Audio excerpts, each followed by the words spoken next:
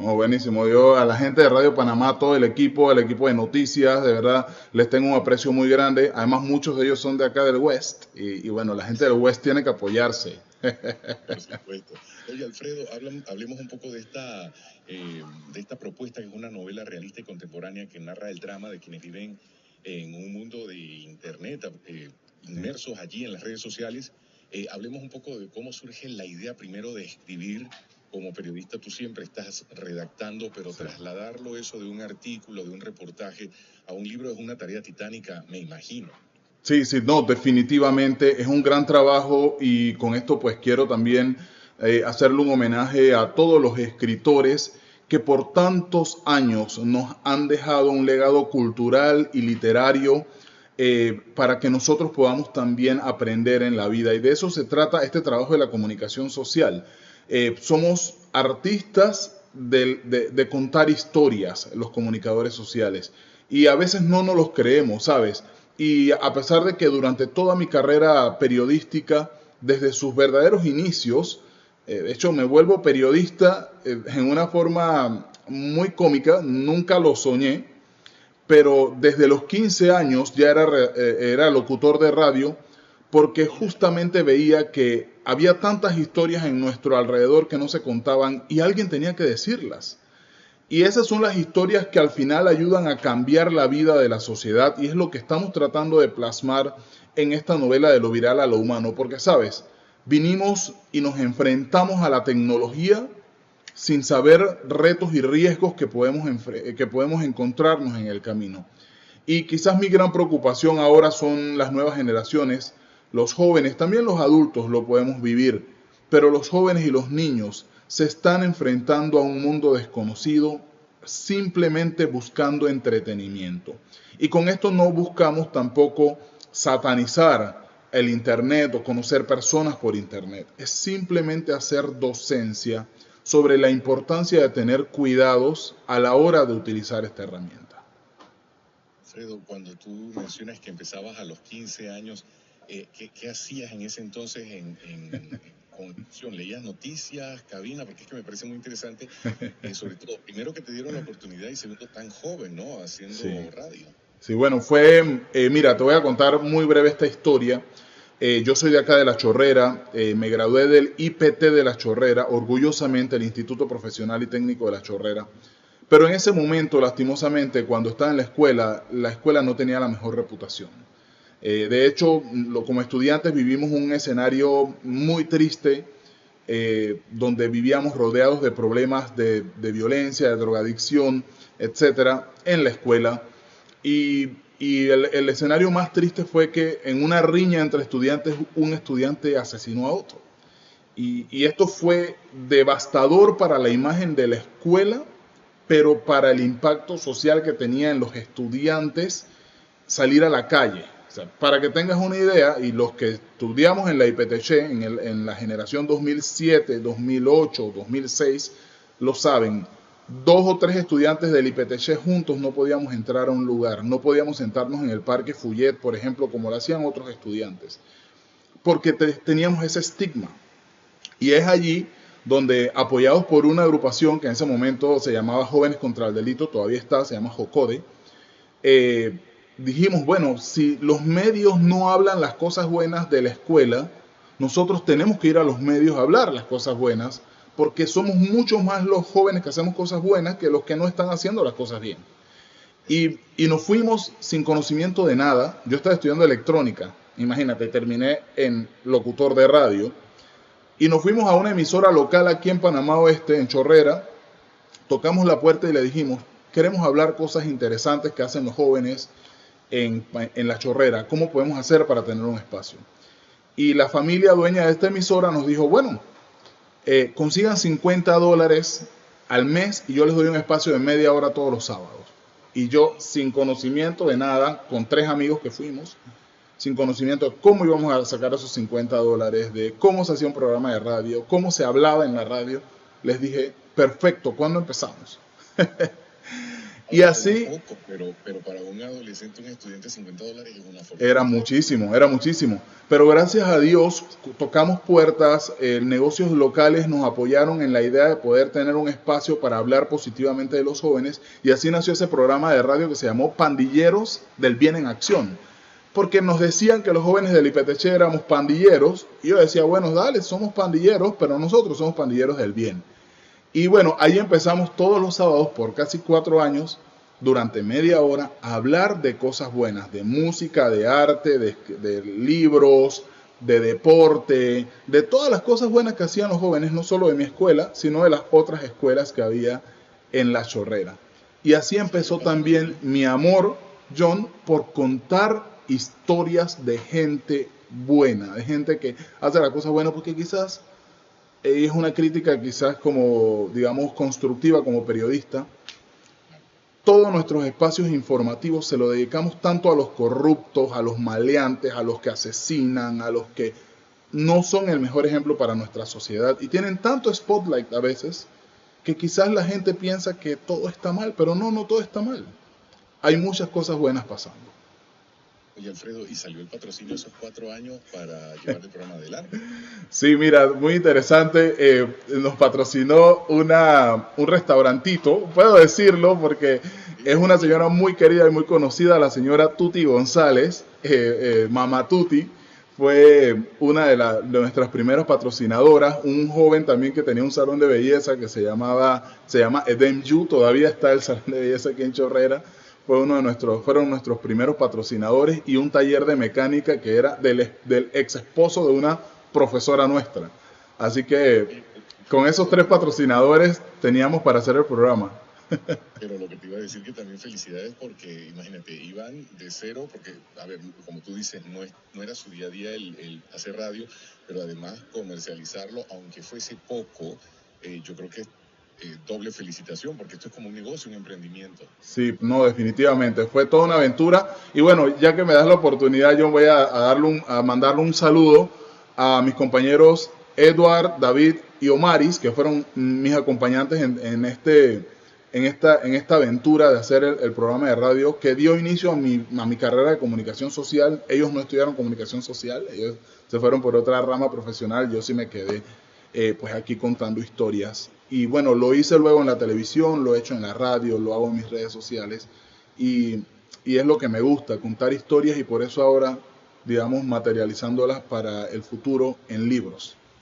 Bueno, pero hay un potencial para que regreses en algún momento a la radio, incluso a podcast, porque como tú dices, hay tantas historias positivas de tantos panameños. Yo quiero regresar a lo viral, a lo humano, eh, al día a día de los comunicadores y de los periodistas en esta lucha contra el fake news. Sí, sí, A mí me siguen enviando todos los días, a veces con bastante ingenuidad, videos que cuando los revisas con detenimiento te das cuenta que son de inteligencia artificial, pero que se siguen compartiendo como si son hechos reales. Me preocupa mucho porque en algún momento dejamos de discriminar o de filtrar ese contenido y abrimos la puerta a confiar que todo lo que nos envían es cierto y eso es un tema sensible. sí, no, definitivamente. Mira, eh, para mí este libro es muy especial porque también es un llamado a la sociedad a aprender a consumir información. Lastimosamente, John y estimados oyentes, eh, vivimos en un mundo sobrecargado de información, de todos lados nos llega información. Y claro, un consumidor que no sabe de dónde me viene la verdad, de dónde me viene la mentira, consume lo que le llega. Y debemos educar a la gente a consumir información, a saber a quién le creemos. Y creo que esa debe ser una lucha que compartan los periodistas como profesionales, los medios de comunicación como empresa, el gobierno y la sociedad en general. Y no es posible que nosotros permitamos que nuestra sociedad siga estando contaminada por personas que no ejercen éticamente el privilegio de poder informarle a la población. Y justamente de lo viral a lo humano es la primera obra que saco enfocada a eso, a mostrar también el rostro humano y devastador que puede causar en una persona el mal uso de la información personal. Porque justamente lo que narra la novela es esta historia de dos personas que se conocen por internet, que es muy común hoy día y que no quiero satanizar y decir que no debamos conocer personas por internet, sino que hay que hacerlo con cuidado. Y que luego, cuando estas personas se conocen, una de ellas empieza a mostrar su verdadero carácter, su verdadera forma de ser, que no es necesariamente la que publicamos en redes sociales. Porque la versión que nosotros publicamos en nuestras redes sociales sigue siendo la versión más editada de nosotros mismos. Nada que no esté lo más allegado a la perfección desde nuestra perspectiva, lo publicamos en nuestras redes sociales. Y esos no somos nosotros exactamente. Y luego cuando empieza a salir esa verdadera persona, se empiezan a dar cuenta de algunos problemas que terminan con una filtración de información personal que además le causa muchos problemas devastadores, tanto económicos, sociales, laborales y financieros, a este personaje principal de la historia. Y luego narra el apoyo familiar de los amigos, cómo los amigos, el núcleo familiar representa un momento importante para la recuperación emocional de esa persona que ha sido víctima del mal uso de la información publicada sin consentimiento. O sea, esta es una historia que tú narras en la novela, pero es tan cercano a la realidad, Alfredo, que te escucho y hago memoria de situaciones en las que se exponen situaciones en las redes. Y ¿sabes qué me preocupa, Alfredo? Que en las redes somos jueces. Correcto. Sin siquiera a veces revisar exactamente las dos partes de la historia o los hechos. Hacía memoria ahora que tú estabas hablando de esto también de hace unos días se hizo viral en Colombia un conductor que fue detenido de Transmilenio, si no me equivoco, no puedo decir con precisión, pero de transporte colectivo, y que la policía lo detuvo porque supuestamente estaba ebrio. Pues resulta que la persona tuvo un bajón de azúcar, pero antes de que se conocieran los hechos ya había sido juzgado en redes y había sido condenado en redes, y luego cuando sale la aclaración se ponen como o sea, vemos en contraparte cuán importante es revisar los hechos, que se filtra lo que llega a las redes, Alfredo. Sí. No, definitivamente, por eso, mira, de lo viral a lo humano viene justamente a llamarnos esta reflexión de que a veces vemos cosas que posiblemente son muy interesantes en las redes sociales o en el internet, pero nos olvidamos que detrás de esa pantalla hay seres humanos que tienen familia, que tienen problemas, que tienen situaciones, que tienen condiciones de salud mental también en algunas ocasiones que los llevan a hacer alguna acción. Y como bien lo mencionas, lastimosamente nunca se le da la oportunidad de escuchar la otra parte. Y es que las redes sociales, ni el internet, ni los medios de comunicación deberían ser una tribuna. Hubo un caso muy polémico en Estados Unidos hace algunos meses, y me gusta hablar de este tema porque cuando se habla de filtración de contenidos, tendemos a pensar como jueces, como tú lo dices, que se merecían esa exposición pública, quien sea que haya sido. Yo discrepo de eso. Nadie merece una sobreexposición pública no consentida, ni siquiera las figuras públicas, ni siquiera los políticos, cuando estén haciendo cosas personales. Muy importante, cuando estén haciendo cosas personales. Entonces, en Estados Unidos sucedió este caso de que una persona estaba en un lugar público y empezó a realizar actos libidinosos, como se dice, mientras veía a una joven. Y alguien, luego, en vez de actuar, llamar a la policía, lo que sea, grabó a esa persona, lo publicó, y la persona eventualmente, para no echar el cuento largo, atenta contra su propia vida luego del impacto mediático que el video viral le causó a él, porque perdió su empleo, perdió su familia, perdió todo, por estar realizando una actividad prohibida en público. ¿Qué sucede? Que luego tampoco la joven que fue víctima pudo recibir justicia por un hecho que seguramente el video, si se hubiese utilizado bien, hubiese servido como prueba para un proceso en el que la víctima pida justicia. Pero como el señor luego presentó una situación de salud mental que no pudo enfrentar una audiencia y demás, no se afectó al señor que cometió un error, un delito y todo lo demás, pero la víctima tampoco recibió justicia. Entonces, al tratar de hacer el juicio en las redes sociales, donde todo el mundo comentó y donde todo el mundo aportó a ser viral, nos olvidamos, uno, de que este victimario, de alguna forma, o este señor que estaba realizando esta actividad prohibida o indebida, también era un ser humano que merecía al menos un juicio justo, y la víctima tampoco pudo recibir justicia porque luego el señor se vio afectado por el impacto mediático de lo que cometió. Entonces, a veces por tratar de ayudar mientras grabamos y hacemos viral algo, lo que estamos es afectando mucho más los procesos y que las víctimas puedan realmente pedir justicia. Es correcto, los procesos, exacto, que hay y también en la exposición de las víctimas, porque a veces sucede una tragedia, un accidente, y van las fotografías con poca sensibilidad hacia la familia y el rostro y todo lo demás. Entonces hay que tener empatía ante situaciones tan sensibles como estas. Alfredo, te pregunto, ¿el libro está disponible en versión física? Sí. ¿Ya está a la venta? Entiendo que también tienes una versión descargable. Sí, correcto. Mira, muchas gracias. Ya el libro está disponible, lo pueden comprar en Amazon, en amazon.com, pueden escribir el nombre de lo viral a lo humano y les va a aparecer el libro. Está en la versión descargable y está en la versión física también.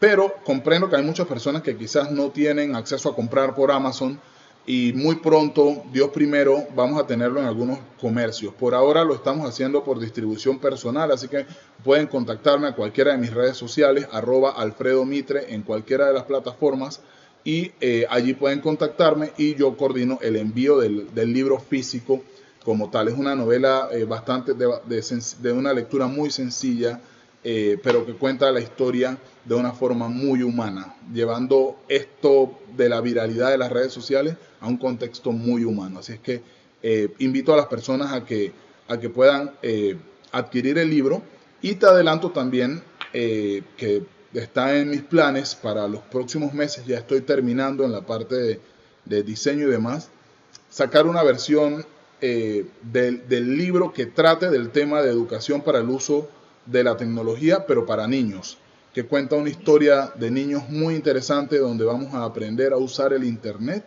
y será una gran herramienta para los papás que a veces por entretener a los niños les damos el internet sin saber qué hay allí.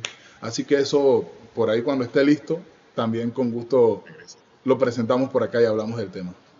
Y que te sigan en redes sociales, ¿de qué manera te encuentran? Sí, muchas gracias. Así es, me pueden encontrar como @alfredomitre en todas las plataformas, en Facebook, en Instagram, en X, en TikTok, y también en Amazon, donde pueden encontrar todas las publicaciones que iremos haciendo. Yo te veo haciendo podcast porque así como tú mencionas que hay tantas historias positivas y que hay que destacar, hay un potencial ahí. Si no es en radio, por lo menos en plataformas digitales para que pongamos un poco en balance tantas cosas negativas versus las cosas positivas, porque el panameño es buena gente, el panameño tiene cosas buenas, es echado para adelante. Entonces vale la pena destacar, rescato eso que tú mencionabas hace un rato en la conversación, y yo creo que hay un potencial. Bueno, gracias, voy a tomarlo en cuenta, y por supuesto, siempre hay muy buenas historias que contar. Mira, una de mis grandes aportes, y que siempre lo recuerdo con mucho cariño, fue cuando logramos hacer Gente que Inspira en TVN. Ese segmento lo luchamos, lo peleamos, y ahí está contando historias de gente todos los días, y ojalá que todos los medios de comunicación también pudiesen acordarse de la gente y darles un espacio, aunque sea un pedacito, para resaltar las cosas buenas. Yo sé que ustedes aquí en Radio Panamá y en el programa siempre lo hacen, y ese es el éxito de ustedes, pero sobre todo la satisfacción profesional que ustedes se llevan. Por supuesto. Bueno, Alfredo, te mandamos un gran abrazo, esperamos verte pronto, darte el estrechón de manos en persona, y adicional, que regreses cuando quieras. Ya sabes, aquí ya estoy comprometiendo a mis compañeros de la redacción para que vengas a firmarle el libro, pero también que lo compren, así que también a la audiencia en redes sociales. Bueno, muchas gracias. Gracias, que tengan un excelente día, éxito, y recuerden que de verdad somos muchos más los buenos en este mundo. Siempre quedémonos con eso. Incluso cuando pasemos por momentos difíciles, recordemos que hay mucha más gente buena en el mundo y los malos no son los que nos dominan. Excelente. Me quedo con ese mensaje. Gracias, Alfredo Hasta Níquez, luego. periodista, presentándonos su novela realista de lo viral a lo humano. Voy a la pausa porque vamos a hablar de una puesta en escena, vamos a hablar de una actividad benéfica que impulsa el Activo 2030 y también hoy es día del Retintín, pero antes les recuerdo que hoy es un buen momento para que comience a ahorrar y lo haga con los amigos del Banco Nacional de Panamá, porque ahorrar es creer en el futuro, construir y avanzar. Cada moneda ahorrada es el comienzo